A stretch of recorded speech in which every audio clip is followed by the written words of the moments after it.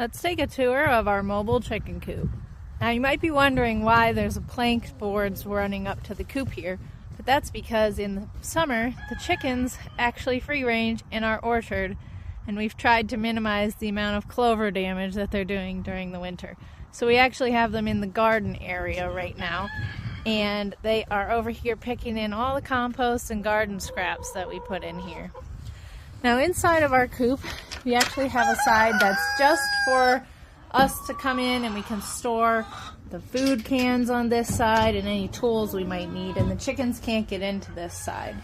And then so over here we have our nesting boxes, which I already collected the eggs earlier, so there's none in here. And as you can hear, the chickens are super vocal today. We have a couple roosters following me around, so they are not happy to be disturbed. But then we have a door here where we can get into the other side of the chicken coop where the chickens can come in.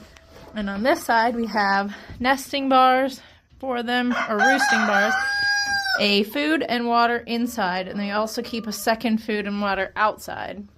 Ethel, our rooster here, is super unhappy that I'm near his ladies today. And then if we go back outside here, this coop normally gets pulled around the orchard every week, so we have food hanging underneath that pulls along while we move it throughout the orchard. And then the ramp for them to come down.